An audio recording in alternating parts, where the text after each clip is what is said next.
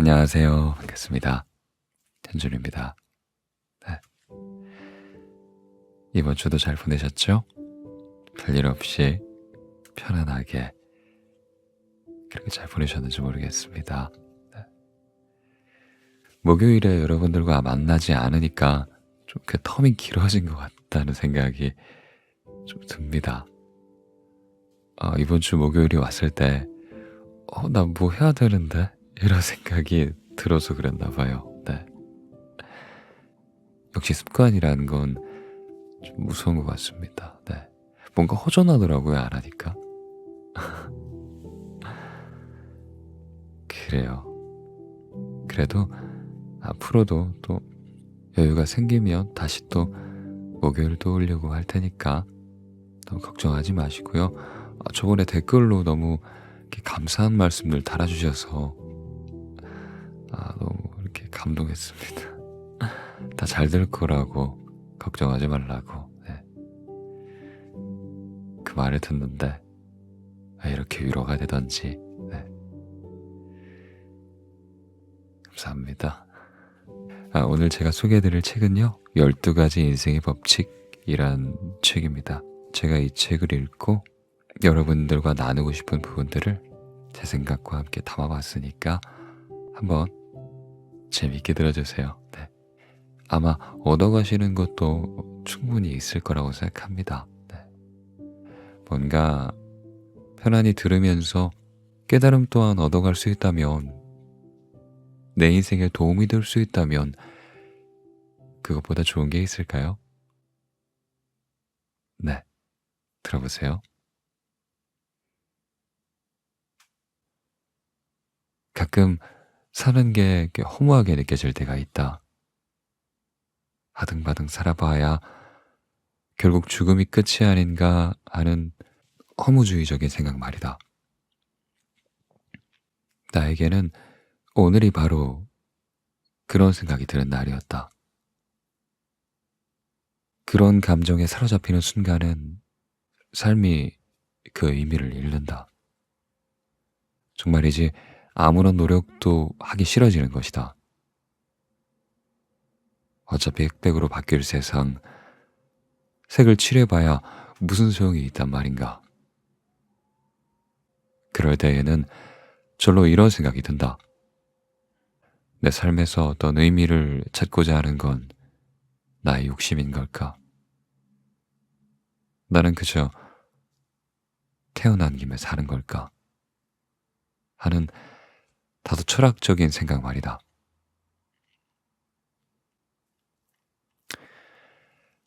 그렇게 평소에 하지 않았던 질문들을 나에게 던지고 나면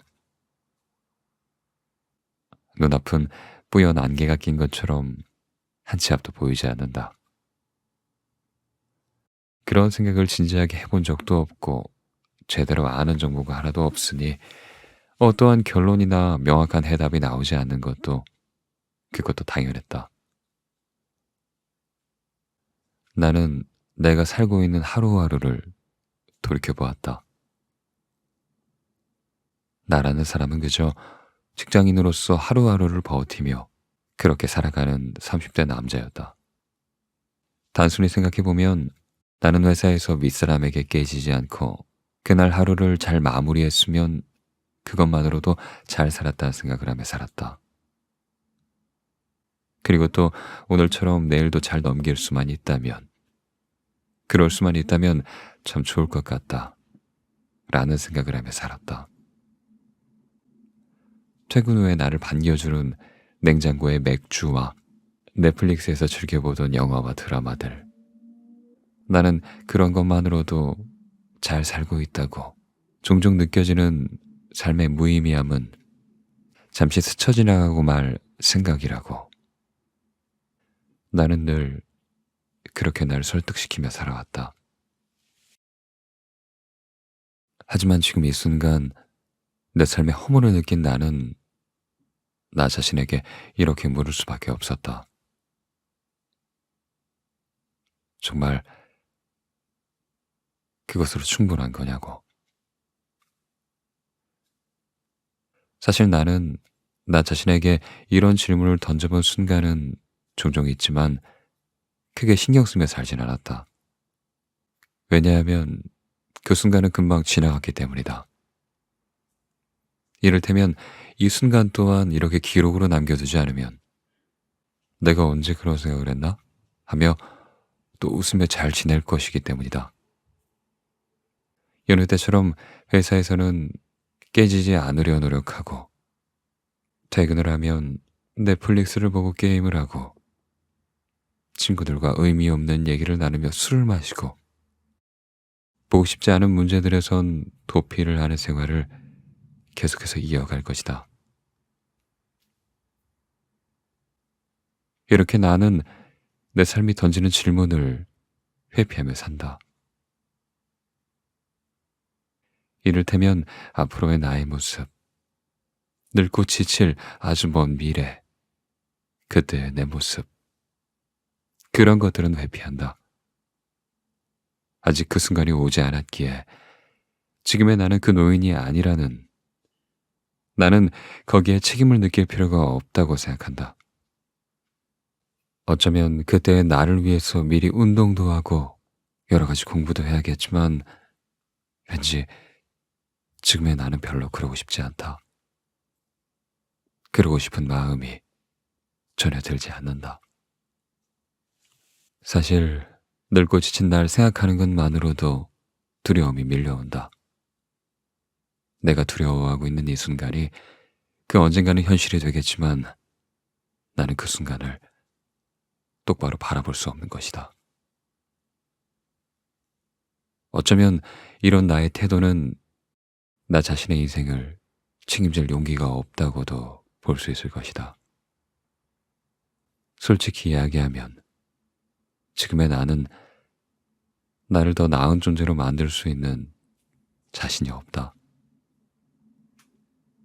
물론 그렇게 만들고야 싶지만 내게 그럴 능력이 없다고 생각하기 때문이다. 가끔씩 오늘처럼 삶이 허무하다는 생각이 들면, 그런 감정이 폭풍처럼 나를 덮치면 잠시 삶의 무게와 마주할 그런 마음이 피어오르곤 하지만 그마저도 금세 사그라들고 만다. 내일이면 다시 나는 TV 앞에서 캔 맥주를 마시고 그렇게 웃고 있을 테니 말이다. 나는 이 세상에 나보다 잘난 사람들이 넘쳐난다는 걸 알고 있다. 나란 놈은 그저 고만고만한 재능을 가진 한 인간이라는 것도, 또 내가 좋아하는 가수처럼 노래를 잘하고 싶다고 해서 그렇게 될 수 없다는 것도 잘 알고 있다. 때문에 철없던 시절 멋진 모습으로 TV에 나오는 가수를 꿈꿨지만 지금은 나보다 더 큰 재능을 가지고 있는 사람들의 모습을 보며 그 꿈을 버렸다. 희망을 버린 것이다. 더 나아지기를 포기한 것이다. 그렇다. 언제부턴가 나는 인생이 요구하는 책임을 회피하는 일, 가고 싶은 길보다 가기 쉬운 길을 선택했는지도 모르겠다. 내가 사는 이 세상은 내가 어찌할 수 없는 것들로 이루어져 있다는 그런 패배주의적인 생각. 아마도 그 생각이 나를 쉬운 길로만 걷게 한 게 아닐까 하는 생각이 든다. 그렇게 나는 오랜 시간을 패배자의 얼굴을 하고 축 처져 있는 어깨로 살았다. 그러던 어느 날 내게 조던 피터슨이 다가와 이렇게 말해주었다. 저기, 내가 말이야, 삶을 의미 있게 살 수 있는 방법은 아는데, 날 믿고 한번 따라와 볼래? 삶을 의미 있게 살 수 있는 방법? 궁금증이 일었다. 그런 게 있을까? 처음에는 뻔한 말을 하면 책을 그대로 덮어버릴 생각이었다. 역시 뻔한 말이었다. 어깨를 펴고 똑바로 서라. 당신에게 최고의 모습을 기대하는 사람을 만나라. 당신을 다른 사람과 비교하지 말고 오직 어제의 당신하고만 비교하라. 세상을 탓하기 전에 방부터 정리하라. 쉬운 길이 아니라 의미 있는 길을 선택하라. 같은 좀 알고 있는 진부한 말투성이었다. 잠시였지만 책을 그대로 다시 덮어버릴까 살짝 고민하기도 했다. 하지만 나의 생각은 일장을 읽고 나서 180도 바뀌어버렸다. 그 뻔한 말 속에 답이 있었다. 조던 피터슨은 그 답을 찾기 위해 꼬박 3년을 이 책의 원고를 썼다고 했다. 이 책은 결코 진부한 이야기를 하지 않았다. 이 책은 뻔한 것을 뻔하지 않게 설명하고 있었다. 진부한 말을 진부하지 않게 설명하고 있었다. 적어도 나에겐 그렇게 읽혔다. 이 책의 제목은 12가지 인생의 법칙, 혼돈의 해독제이다. 혼돈의 해독제. 이게 도대체 무슨 뜻일까? 일단 이 의미를 제대로 이해하려면 피터슨이 제시하는 2가지 단어의 의미를 정확히 알아야 한다. 바로 질서와 혼돈이란 개념이다. 피터슨의 말에 의하면 질서는 우리가 알고 있는 세계라고 한다. 이를테면 평화를 지키는 경찰, 그리고 군인 같은 존재들 말이다. 그것이 바로 질서다. 또한 문화와 기업 환경, 그리고 그것을 지배하는 시스템, 신용카드와 슈퍼마켓 앞에 늘어선 줄, 교실과 교대 근무, 교통신호 등과 같이 매일 다니는 익숙한 출근길도 모두 질서다. 질서라는 것은 이미 틀이 잡혀진 세계를 의미하는 듯했다. 다음은 혼돈이다. 피터슨은 혼돈을 긍정적인 시각으로 보면 모든 것의 가능성이자 모든 사상의 근원, 그리고 잉태와 탄생을 주관하는 신비로운 왕국이라고 했다. 하지만 부정적으로 보면 혼돈은 아무것도 보이지 않는 동굴 속의 어둠이고 도로변에서 일어난 사고라고도 했다. 즉, 혼돈이라는 것은 우리가 모르는 미지의 세계인 것이다. 질서는 우리가 아는 세계고 혼돈은 아직 우리가 모르는 세계이다. 조던 피터슨은 이렇게 말했다. 우리는 지금 질서의 세계에 살고 있어. 다시 말하면 이미 알려진 영역에서 살고 있단 말이야. 그곳은 미지의 영역으로 둘러싸여 있어. 삶의 의미란 건 말이야, 이 혼돈과 질서, 이 두 세계의 경계에 서 있을 때 그때 찾을 수 있는 거야. 예를 들면 이런 거지. 시간이 가는 줄도 모르고 무언가에 몰입할 때가 있지? 그 순간이 바로 혼돈과 질서의 경계, 그 한가운데 서 있는 셈이야. 우리는 그런 곳에 존재하려고 노력해야 돼. 한번 처음 좋은 음악을 마주했을 때를 떠올려봐. 익숙한 음과 처음 들어보는 생소한 음이 서로 조화롭게 중첩될 때, 그때 우리는 처음 그 음악을 들었지만 그 음악에서 새로운 어떤 의미를 발견하게 되어서 그 음악에 집중하게 되는 거야. 나는 살면서 을의 질서의 세계만이 좋은 것으로, 혼돈의 세계는 좋지 않은 것으로 여겨왔다. 하지만 피터슨은 그게 아니라고 말하고 있었다. 질서만으로 충분하지 않아. 상황은 끊임없이 변하고 한 번도 경험하지 못한 위협적인 상황은 우리의 의도와는 관계없이 우리의 삶에서 계속 생겨나지. 따라서 한 발은 우리가 이미 알고 있는 세상에 디디고 다른 한 발은 아직 모르는 탐험을 통해 알아가야 할 혼돈의 땅에 발을 디디고 있어야 하는 거야.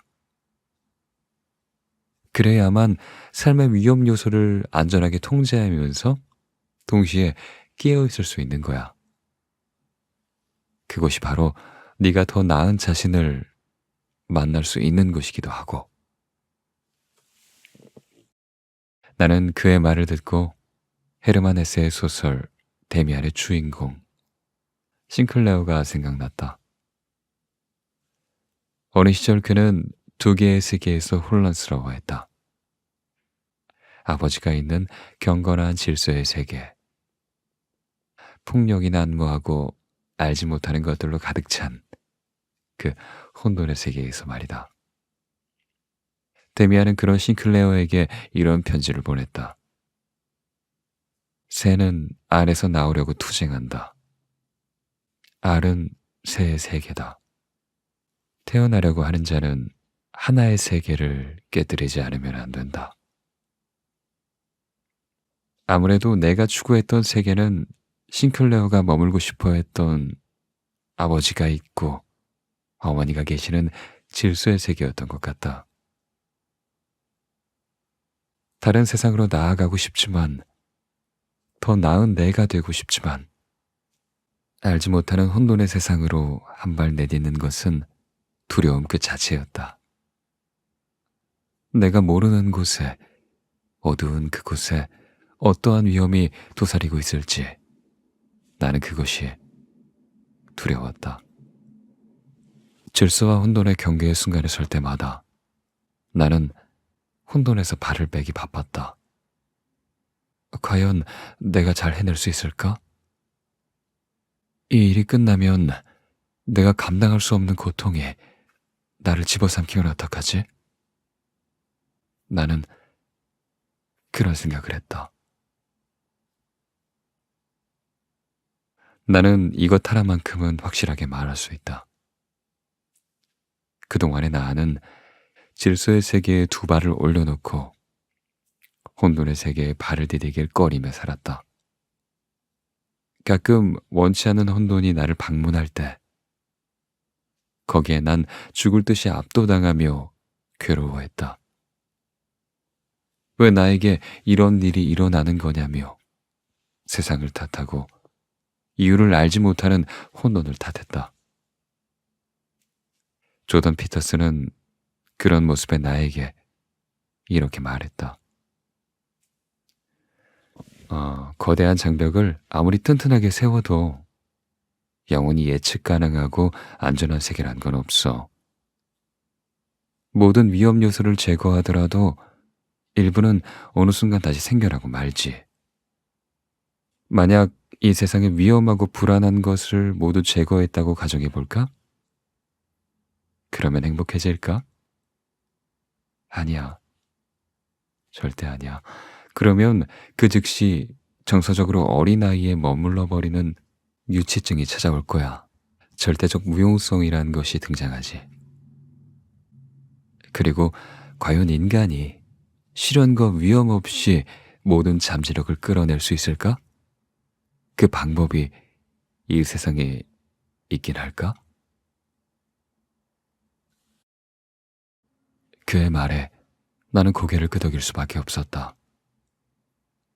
당연하게도 시련과 위험이 없다면 발전 또한 없을 것이다. 만약 영원히 예측 가능하고 안전한 세상이 있다면 그 세상에서 우리는 무엇을 위해 살아야 할까? 도전하고 싶은 것도 우리를 가슴 뛰게 만드는 것도 없을 텐데 말이다. 나는 그에게 한 가지 궁금한 것을 물었다. 알겠어요. 내 삶을 진지하게 마주할 용기를 가지란 말이죠? 그것은 어느 정도 이해가 됐어요. 근데 저는 지금 되게 무기력해요. 제가 지금 가장 먼저 해야 될 게 뭔지 혹시 가르쳐 주실 수 있으신가요? 그는 무기력하다는 내게 바닷가재 이야기를 들려주었다. 바닷가재는 말이야, 자연의 여러 위협으로부터 자기를 보호할 은신처가 필요해. 바닷가재는 성장하기 위해 탈각하는 과정을 거쳐야 하는데, 그때 새로운 껍데기가 만들어질 때까지 몸을 보호해야 되기 때문이지. 근데 어느 지역이든 최상의 보금자리는 극소수에 불과하거든. 그게 매우 드문 만큼 가치가 크지. 그래서 모든 바닷가재들이 그런 곳을 찾아 헤매는 거야. 그러면서 피터스는 좋은 은신처를 찾아 헤매는 바닷가재들은 결국 서로를 마주친다고 했다. 그리고 그들 사이에선 그곳을 차지하기 위한 분쟁이 일어나는데, 그 극렬한 대결에서 패배한 바닷가재는 잔뜩 움츠려든 포즈로 더 이상 누구와도 싸우지 않는다고 말했다. 단 한 번 졌을 뿐인데 전투에서 패배한 바닷가재는 자신감을 완전히 잃어버린다고 했다. 뭐 전력을 다한 싸움에서 지면 그럴 수도 있죠. 근데 그게 뭐 어쨌다는 거죠? 피터스는 앞으로가 중요하다며 나에게 계속 들어보라고 했다. 패배한 바닷가재와 승리한 바닷가재의 태도는 신경화학적 관점에서 매우 달라져. 승리한 바닷가재는 자신감이 넘치는 포즈로 으쌰며 살아가는데, 패배한 바닷가재는 위축된 모습으로 앞으로의 삶을 살아가지. 이렇게 되는 원인이 뭔 줄 알아? 바로 그건 신경세포의 교감을 조절하는 두 화학물질, 세로토닌과 옥토파민 때문이야. 싸움에서 승리한 바닷가재를 살펴보면 그의 몸엔 세로토닌 비율이 높아져 있어. 그래서 당당한 태도를 가진 바닷가재가 되는 거야. 패배하게 되면 옥토파민의 비율이 신체 내에 높아지게 되는데, 그게 위축된 바닷가재를 만드는 거지. 그리고 더 확실한 증거는 방금 싸움에서 패배한 바닷가재에게 세로토닌을 주입하면 다시 힘차게 승자에게 덤벼든다는 거야. 그리고 예전보다 더 오래, 더 치열하게 싸우게 되지. 심지어는 사람의 우울증 치료제인 세로토닌 재흡수 억제제를 바닷가재에게 주입해도 그와 똑같은 효과가 발생해. 나는 그의 바닷가재 이야기를 듣고 그에게 물었다. 어, 그래요. 바닷가재 이야기 잘 들었어요. 기세등등한 바닷가재가 되는 것과 잔뜩 움츠린 바닷가재가 되는 건 신경세포의 교감을 조절하는 세로토닌과 옥토파민 때문이군요. 그럼 작가님이 저에게 전하고 싶은 말은 바닷가재처럼 누군가와 싸워서 이기라는 뜻인가요? 그는 고개를 저으며 이렇게 말했다. 아니야. 공룡이 얼마나 오래 살았는지 아니? 공룡은 2억 년을 살았어. 하지만 바닷가재는 이런저런 모습으로 3억 5천만 년을 살았지. 아직 나무가 있지도 않던 그 3억 년 전에는 생명체의 뇌와 신경계는 아주 단순했어. 바닷가재는 지금도 그때와 신경계가 크게 다르지 않지. 그런데 그 단순한 신경계에서도 사회적 지위와 계급에 대한 정보를 처리하는 신경과학이 작동하고 있었던 거야. 그리고 그것이 지금까지 이어지고 있고, 그 말은 곧 서열 구조가 생명체의 생존과 적응에 필수적이었다 라는 뜻이기도 해. 이게 진짜 우리가 기억해야 할 중요한 이야기인 거야. 아, 그럼 서열이나 계급을 인간이 만든 게 아니다 라는 뜻인가요? 맞아. 서열 구조는 인간이 만든 게 아니야. 자연이 만들어낸 영속적인 특성에 가깝지.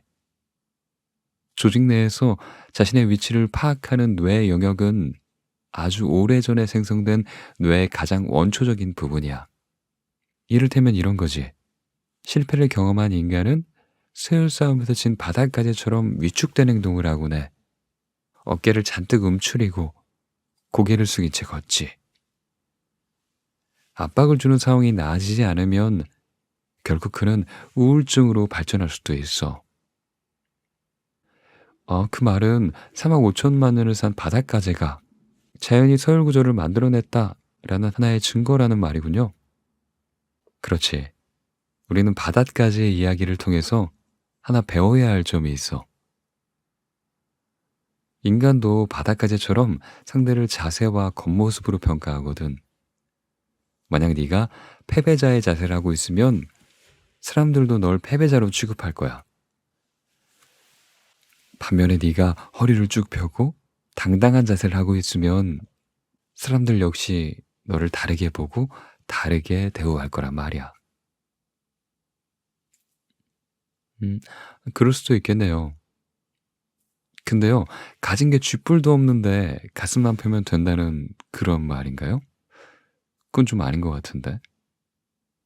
그런 자세만 취한다고 해서 사람들이 날 강하다고 인정해 줄까요? 좀 의아한 생각이 들어요. 그런 말이 아니야. 어깨를 펴고 똑바로 선다는 말 안에는 정신 역시 똑바로 하라는 요구가 달려 있어.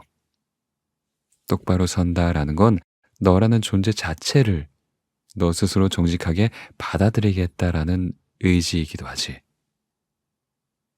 우리가 삶이 하는 요구에 자발적으로 응답하면 신경계는 완전히 다른 방식으로 반응해. 너의 신체적, 정신적 태도가 완전히 바뀌어 버리는 거지.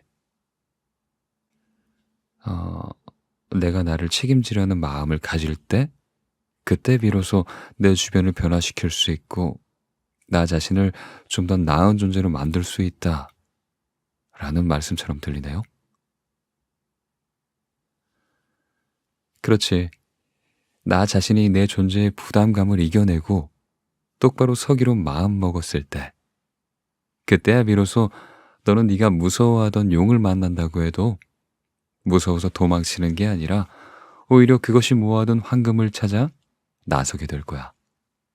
그리고 더 높은 소유를 차지하기 위해 당당히 앞으로 나설 거고. 그게 또 네 신체의 세로토닌 비율을 높게 만들어 줄 거야. 그렇게 순순환이 이루어지는 거지. 내 영역을 지키고 개선하려는 의지가 생길 거야. 똑바로 선다는 건 바로 그런 것을 의미하는 거야. 어깨를 펴고 똑바로 서라 라는 당신의 뜻을 조금은 이해할 수 있을 것 같아요. 삶이 던지는 질문에 진지하게 대답하기 위해서네요. 어쩌면 3억 5천만 년 동안 살아온 바닷가재가 자신의 온몸으로 그 삶의 지혜를 증명하고 있었는지도 모르겠네요. 감사합니다. 잊지 않을게요. 나는 피터슨의 바닷가재 이야기를 듣고 여러 가지 생각을 하게 되었다. 그러다 예전에 읽었던 하나의 책이 떠올랐다. 그것은 영국의 과학 저널리스트 캐롤라인 윌리엄스가 쓴 움직임의 뇌과학이란 책에 나온 연구 결과였다. 그의 말에 따르면 뉴질랜드 오클랜드 대학의 건강심리학자 엘리자베스 브로드벤트는 자세의 변화가 스트레스를 어떻게 처리하는지를 연구했는데, 구부정한 자세로 앉아있는 사람들은 부정적인 단어를 보다 쉽게 기억했고, 똑바로 앉아있는 사람들은 긍정적인 단어를 더 잘 기억했다고 한다. 이어 브로드벤트는 사람들이 보통 질색하는 일을 실험 참가자들에게 요청했다고 한다. 짧은 시간 안에 글을 써서 낯선 사람들 앞에서 발표를 하라고 그렇게 시킨 것이다. 그들의 발표 내용을 분석한 결과 바른 자세를 취한 사람들이 구부정한 자세를 취한 사람들보다 1인칭으로 말하는 횟수가 적었다고 한다. 이는 그들이 자신에게 집중하는 경향이 덜하다는 걸 암시하는 것이다. 보통 자기 내면에 집중하는 경향은 우울증의 주된 특징이며 자책하고 과거의 실수를 곱씹는 성향과도 관련이 깊다는 사실을 발견했다. 이는 정말 놀라운 결과가 아닐 수 없다라며 캐롤라인은 말했다. 이어 그는 브로드벤트의 연구 결과를 토대로 이렇게 주장했다. 이런 현상이 일어나는 정확한 기제가 무엇이든 간에 바른 자세가 스트레스를 줄여준다라는 이 발견을 우리 일상에 매우 쉽게 적용할 수 있다는 것만큼은 분명한 사실이다. 라고. 그렇다. 3억 5천만 원을 산 바닷가재의 몸짓이 브로드벤트 연구팀의 연구 결과가 우리에게 시사하는 바는 바로 이것이다. 자세를 바르게 해서 어깨를 펴고 당당한 자세를 취해서 우리가 손해볼 것은 아무것도 없다. 내가 이 12가지 인생의 법칙 1장을 다 읽었을 때 조던 피터슨이 해준 어깨를 펴고 당당하게 살아라 라는 말은 어느 정도 납득이 되었다. 하지만 그의 말대로 어깨를 펴고 당당하게 산다고 해서 이 세상에 나보다 재능이 많고 나보다 잘난 사람들이 가득하다란 사실이 달라지는 건 아니었다. 나는 그에게 다시 물었다.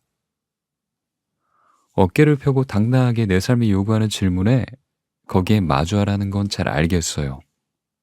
그런데 그것과는 별개로 이 세상에 저보다 뛰어난 재능을 가진 사람들이 아주 많다고요.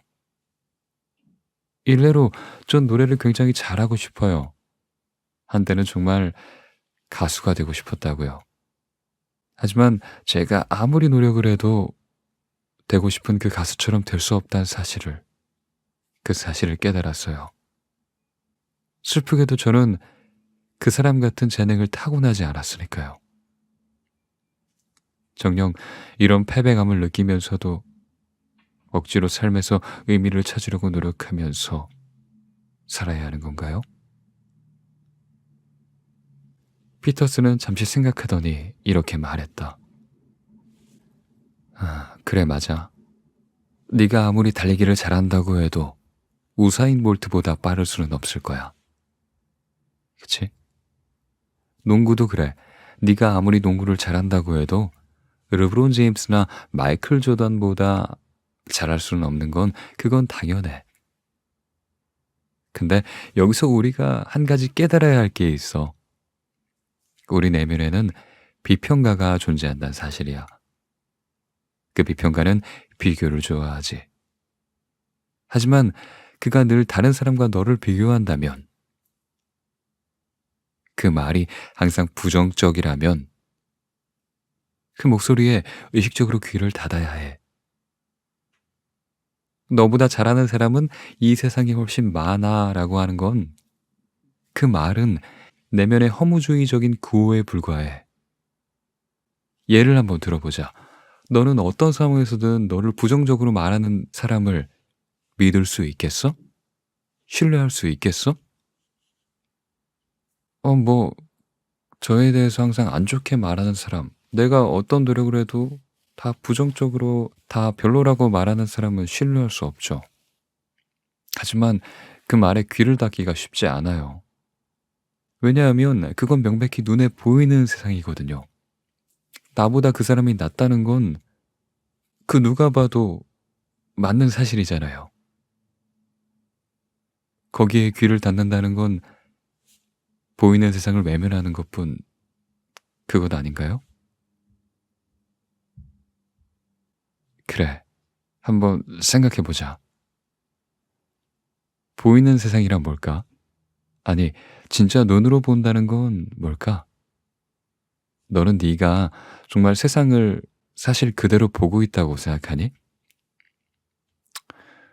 근데 뭐 100% 정확히 객관적은 아니겠지만 눈으로 보이는 게 그게 실제 아닌가요?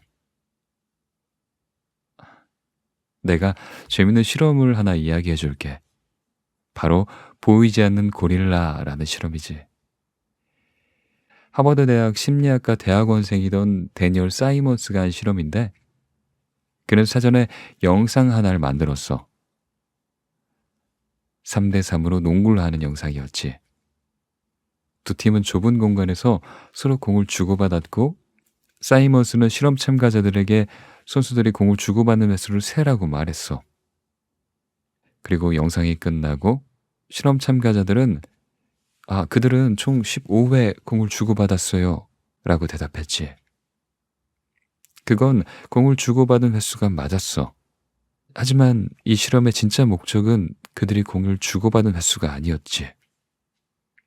그는 이어 실험 참가자들에게 이렇게 물었어. 맞습니다. 근데요, 고릴라는 봤습니까? 실험 참가자들 중 절반은 어안이 벙벙해졌어. 고릴라 따위는 전혀 보지 못했거든. 그래서 영상을 다시 보니까 정말 고릴라만큼 큰 사람이 화면 정중앙에서 잠시 동안 가슴을 두드리고 있었어. 하지만 실험 참가자들 중 절반이 그 고릴라를 보지 못했지. 두 눈으로 말이야. 바로 그것이 내 눈앞에 있었는데 보지 못한 거야. 그게 바로 지속적인 부주의에 의한 맹시, 즉 부주의 맹이란 심리현상이야. 저라면 알아챌 수도 있었을 것 같아요. 그들이 뭔가 실수를 한 것 같은데. 아니, 너였어도 똑같았을 거야. 부주의 맹은 인간 특성 중 하나거든. 망막은 안구의 가장 안쪽에 자리한 신경 조직인데, 그것이 빛을 받아 전기 신호로 바꾸어서 신경을 통해 뇌로 전달해. 여기서 가장 중요한 역할을 하는 부분이 망막 한가운데에 있는 중심와라는 건데, 그건 목표로 삼은 대상을 고해상도로 처리하는 데 시각 능력을 집중하지. 그 외에 다른 것들은 전부 버려버려. 피터슨의 말에 의하면 사이먼스 실험에 참가한 사람들의 집중은 그 중간에 나타난 고릴라에 의해 깨지지 않았다고 한다. 참가자들이 공을 주고받는 횟수에 집중하는 동안 고릴라는 다른 배경들과 다를 바가 없었다고 말이다. 이 연구 결과를 예로 들며 피터슨은 이렇게 주장했다. 인간은 목표를 이루는 데 도움이 되는 것에만 시선을 둔다. 그리고 목표를 방해하는 장애물들은 눈에 들어오지만 그 밖에 필요 없다고 판단되는 것들은 존재해도 실제로 보지 못한다. 라고 말이다. 정말이지 그가 이야기한 고릴라 실험의 결과는 정말 충격적이었다. 현실 세계에는 분명 존재하는데, 내 눈앞에 정확히 있는데, 내가 목표하지 않았다고 해서 그게 눈에 보이지 않다니. 나는 놀라지 않을 수 없었다. 피터슨은 이어서 말했다. 우리 눈은 도구야. 우리가 원하는 것을 얻을 수 있도록 돕지. 우리는 항상 이런 식으로 원하는 것을 얻고 있어. 그런데 문제는 우리가 위기에 빠졌을 때 발생하지. 삶이 생각대로 흘러가지 않을 때, 그동안 보지 못했던 고릴라들이 여기저기서 튀어나와. 네가 지금 낙담하고 있을 때, 그때 너보다 뛰어난 사람들, 재능이 넘치는 사람들만 눈에 들어오는 것도 바로 그런 이유 때문이야. 그의 이야기를 듣고 지금의 나의 상태를 되돌아보았다. 허무한 감정에서 후적거리는 나. 지금의 나는 목표를 잃은 상태였다.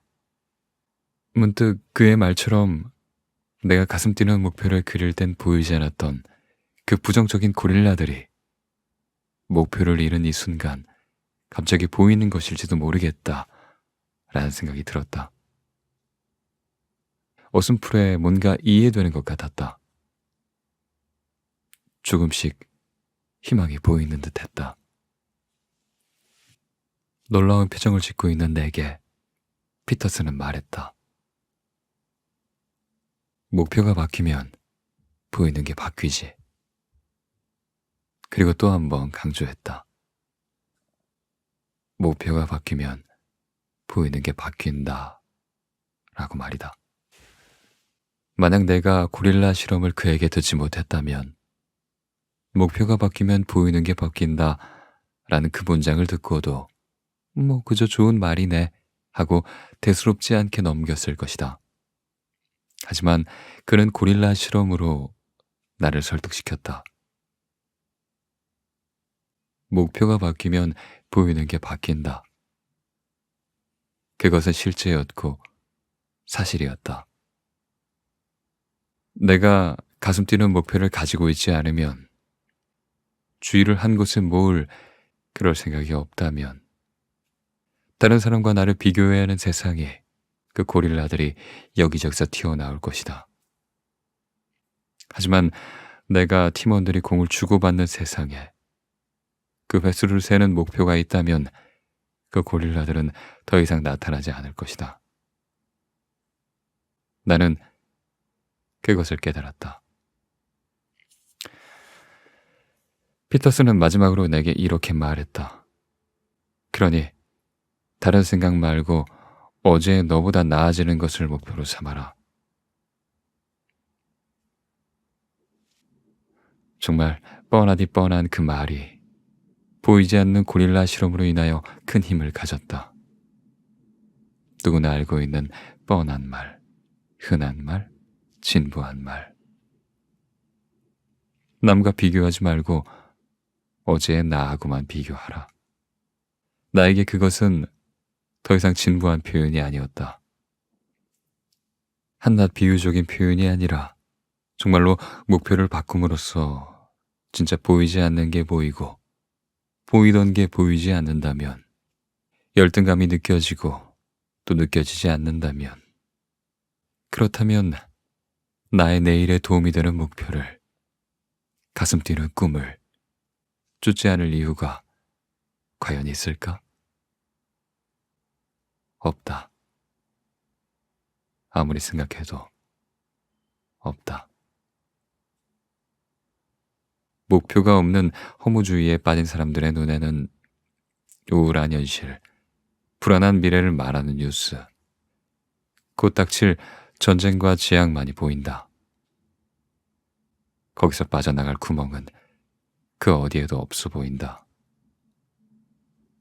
멍하니 앉아서 그저 삶의 마지막을 기다리는 것 말고는 아무런 해답이 없어 보인다. 하지만 어떻게든 오늘보다 내일 더 나은 존재가 되고자 하는 사람이 있다면, 그의 눈에는 어제보다 더 나은 내가 되기에 필요한 것들, 그것들만 보일 것이다.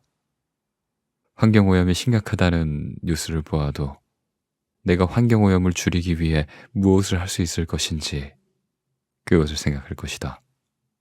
그리고 창틀에 매달린 아이를 구한 남자의 이야기를 듣고 나도 언젠가 저런 상황이 오면 저렇게 할 수 있을까?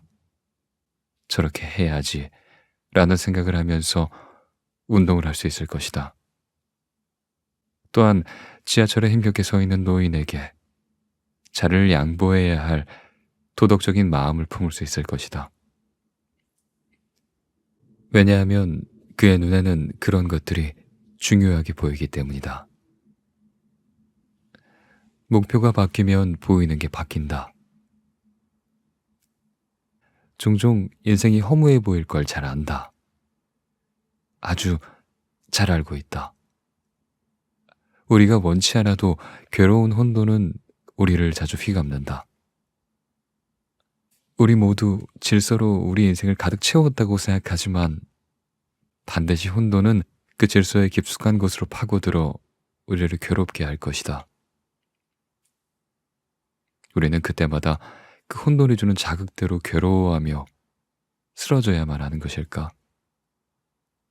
그때마다 좌절과 고통을 맛보며 어깨를 움츠린 채 흐느껴야만 하는 것일까?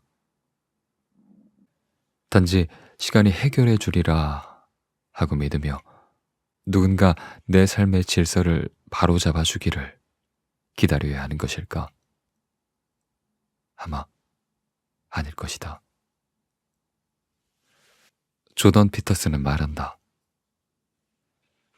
이 책에 나와 있는 12가지 인생의 법칙을 체화한다면 그런 혼돈에서 탈피할 수 있을 거라고, 치유될 수 있을 거라고 말이다. 그래서 이 책의 제목이 혼돈의 해독제인지도 모르겠다. 우리는 더 나아질 수 있다. 더 나아질 것을 선택할 힘이 있다.